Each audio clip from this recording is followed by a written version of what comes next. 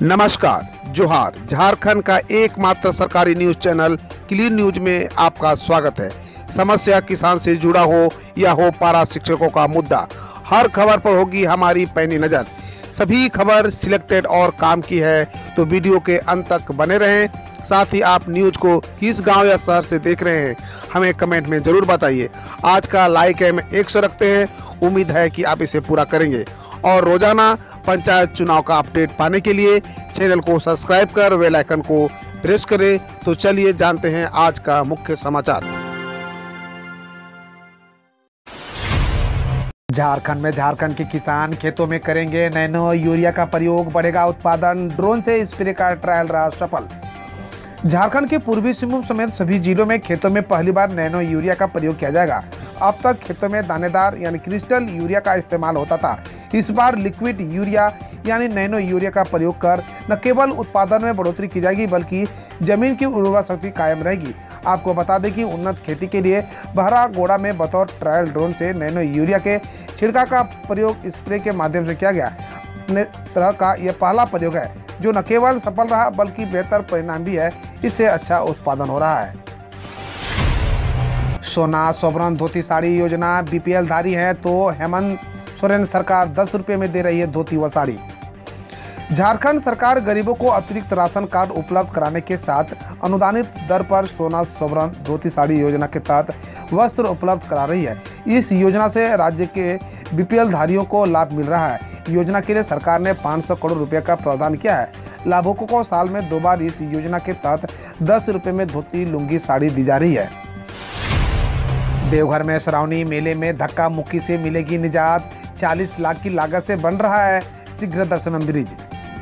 श्रावणी मेला में आए कांवरियों को सुलभ जलार्पण कराने के लिए बाबा मंदिर प्रशासन लगातार व्यवस्था को बेहतर करने में लगा है। मेले में इस बार शीघ्र दर्शनम के तहत जलार्पण कराने की व्यवस्था में पूरी तरह से बदलाव दिखेगा।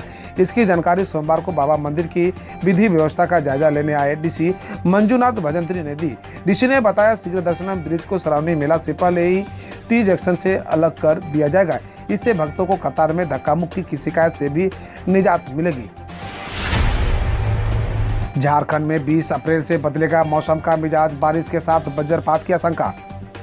झारखंड में आज यानी 20 अप्रैल से मौसम का मिजाज बदलने की संभावना है। बताया जा रहा है कि 20 और 21 अप्रैल को राज्य के उत्तरी पूर्वी यानी संथाल परगना और उससे लगे निकटवर्ती मध्य भागों में कहीं कहीं हल्के से मध्यम दर्जे की बारिश हो सकती है। इस दौरान गर्जन और वज्रपात भी हो सकता है। 20 से 22 अप्रैल तक हवा की गति सामान्य से अधिक रह सकती है।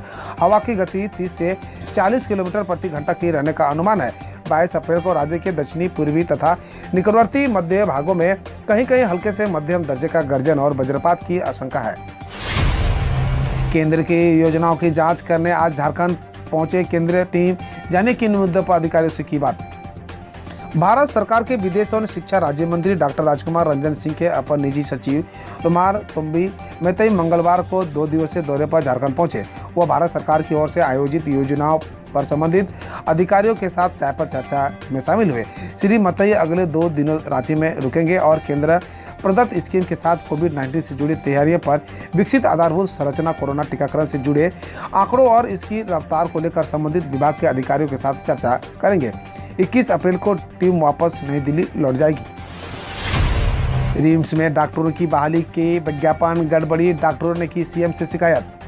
रिम्स में प्रोफेसर की नियुक्ति और प्रवृत्ति से संबंधित नियमावली में सुधार की मांग को लेकर रिम्स के डॉक्टरों ने मुख्यमंत्री से मुलाकात की है।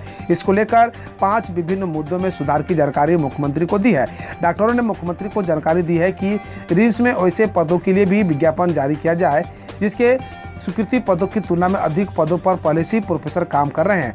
उन्होंने कहा कि रिम्स में प्रोफेसर के अधिक पदों पर विज्ञापन जारी किया गया है, जबकि असिस्टेंट प्रोफेसर पदों पर अधिक बहाली सीटों पर बहाली की जानी चाहिए थी।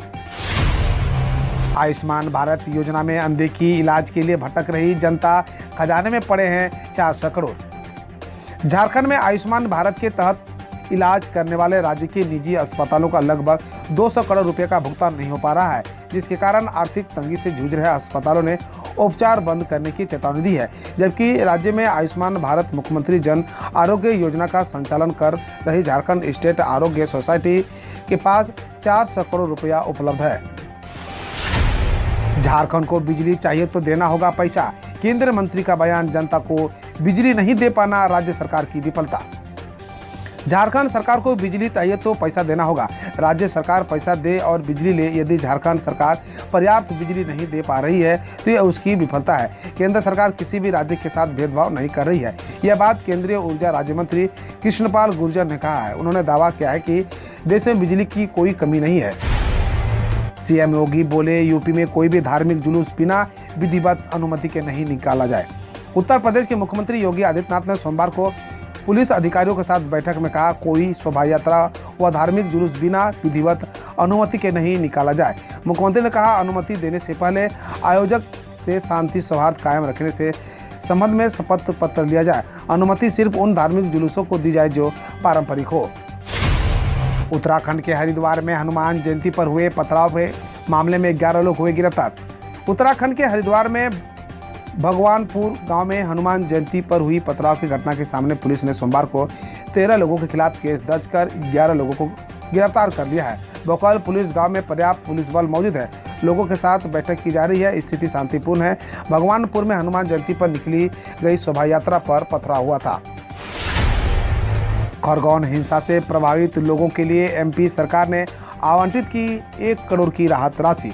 मध्य प्रदेश सरकार ने खरगोन हिंसा से प्रभावित लोगों के लिए सोमवार को राहत राशि के रूप में 1 करोड़ आवंटित की है। दरअसल खरगोन में रामनवमी जुलूस के दौरान सांप्रदायिक झड़पों के बाद पथराव के कारण कई लोग घायल हो गए थे।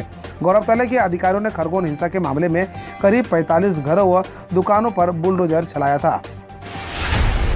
केंद्र ने जारी की दिल्ली के तीनों नगर निगमों के विलय की अधिसूचना। केंद्र सरकार ने दिल्ली नगर निगम संशोधन अधिनियम 2022 की अधिसूचना जारी की है, जिसके तहत पूर्वी, दक्षिणी और उत्तरी दिल्ली नगर निगम का विलय किया गया है। निगम अब दिल्ली नगर निगम के नाम से जाना जाएगा। सरकार एक स्पेशल ऑफिसर की नियुक्ति करेगी जो निगम की पहली बैठक होने तक इसके कार्यों को जिम्मा संभालेगा। पंजाब के रोपड़ में बस की टक्कर से नहर में गिरी कार, एक परिवार के 7 लोगों की हुई मौत। पंजाब के रोपड़ में सोमवार को एक बस से कार की टक्कर के बाद राजस्थान के एक परिवार के 7 लोगों की मौके पर ही मौत हो गई। पुलिस ने बताया कि नहर से 5 लोगों के शव बरामद हुए हैं, जबकि 2 की तलाश जारी है। भोपाल पुलिस बस ड्राइवर फरार है, लेकिन बस को कब्जे में लेकर कार्रवाई की जा रही है। ऑटो टैक्सी यूनियन ने दिल्ली में खत्म की हड़ताल, केंद्र सरकार को दिया 25 दिनों का अल्टीमेटम। दिल्ली में ऑटो टैक्सी यूनियन ने अपनी हड़ताल को खत्म करते हुए कहा कि अगर 25 दिनों के अंदर उनकी मांगों को नहीं माना जाएगा तो वह पूरी दिल्ली की फूड सप्लाई को बंद कर देंगे। राजधानी परिवहन पंचायत के अध्यक्ष इंद्रजीत सिंह ने कहा, दिल्ली में दूध, सब्जी या कोई भी जरूरी सामान नहीं आएगा और इसके लिए केंद्र सरकार जिम्मेदार होगी। लेखी बोली, सार्वजनिक संपत्ति से अतिक्रमण हटाने के लिए बुलडोजर का इस्तेमाल किया जाना चाहिए। विदेश राज्य मंत्री मीनाक्षी लेखी ने मंगलवार को कहा कि सार्वजनिक संपत्ति से अतिक्रमण हटाने के लिए बुलडोजर का इस्तेमाल किया जाना चाहिए। उन्होंने कहा, जब भी सार्वजनिक संपत्ति का अतिक्रमण हो तो उसे हटाना जरूरी है। जहांगीरपुरी हिंसा को लेकर लेखी ने कहा, यह उन लोगों को साजिश है जो कानून व्यवस्था की स्थिति में बाधा डालने के लिए दुश्मनी को बढ़ावा देते हैं। अपने स्तर पर मुहिम चलाएंगे, चारधाम यात्रा में गैर हिंदुओं पर बैन की मांग को लेकर सीएम धामी। चारधाम यात्रा में गैर हिंदुओं का प्रवेश वर्जित करने की धर्माचार्य स्वामी आनंद स्वरूप की मांग पर उत्तराखंड के मुख्यमंत्री पुष्कर सिंह धामी ने कहा है कि सरकार इसे लेकर अपने स्तर पर मुहिम चलाएगी। उन्होंने कहा, हम कोशिश करेंगे जिन लोगों का ठीक से वेरिफिकेशन नहीं हुआ है उनका वेरिफिकेशन हो। बकौल धामी, प्रदेश की धर्म संस्कृति बची रहनी चाहिए। यूक्रेन ने कहा, युद्ध का दूसरा चरण शुरू हो गया है। पूर्वी यूक्रेन में रूस द्वारा नया आक्रमण शुरू करने के बाद यूक्रेन ने कहा है कि युद्ध का दूसरा चरण शुरू हो गया है। यूक्रेन के राष्ट्रपति वोलोदिमीर जेलेंस्की ने कहा है कि पूरी रूसी सेना के एक बहुत बड़े हिस्से को फोकस अब इस हमले पर है। उन्होंने कहा, वे चाहे कितने भी रूसी सैनिक भेज दे, हम उनसे लड़ेंगे। मैं कराऊंगा आपकी बेटी की शादी, खरगोन हिंसा में पीड़ित के पिता से एमपी के सीएम शिवराज ने कहा। मध्य प्रदेश के मुख्यमंत्री शिवराज सिंह चौहान ने खरगोन हिंसा पीड़ित शिवम के पिता से उनकी बेटी की शादी कराने का वादा किया है। उन्होंने कहा कि माता पिता को बेटी की विवाह की चिंता की आवश्यकता नहीं है, अपनी भांजी की शादी मैं कराऊंगा। बकौल मुख्यमंत्री पीड़ित के पिता ने फोन पर बातचीत के दौरान बेटी की शादी की बात कही थी। उत्तराखंड के सीएम ने भ्रष्टाचार की शिकायतों को रिपोर्ट करने के लिए जारी किया फोन नंबर।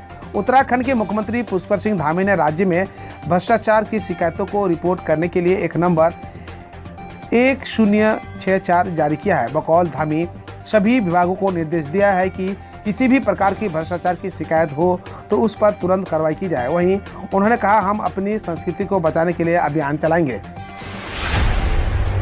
रोज 30 लाख लीटर दूध की प्रोसेसिंग के लिए सक्षम नए डेयरी परिसर का सीएम मोदी ने किया लोकार्पण। प्रधानमंत्री नरेंद्र मोदी ने गुजरात के बनासकांठा में 600 करोड़ की लागत से बने बनास डेयरी के नए परिसर और आलू प्रोसेसिंग प्लांट का मंगलवार को लोकार्पण किया। प्रधानमंत्री कार्यालय के अनुसार नए डेयरी परिसर में प्रतिदिन 30 लाख लीटर दूध की प्रोसेसिंग हो सकेगी और रोजाना 80 टन मक्खन, 1 लाख लीटर आइसक्रीम, 20 टन खोया और 8 टन चॉकलेट बन सकेंगे। हम रोज ऐसे ही न्यूज लाते रहेंगे, तो यदि आपने अभी तक क्लीन न्यूज को सब्सक्राइब नहीं किया है तो पहले फटाफट सब्सक्राइब कर लें, साथ ही बेल आइकन को दबा दें ताकि कोई अपडेट मिस ना हो।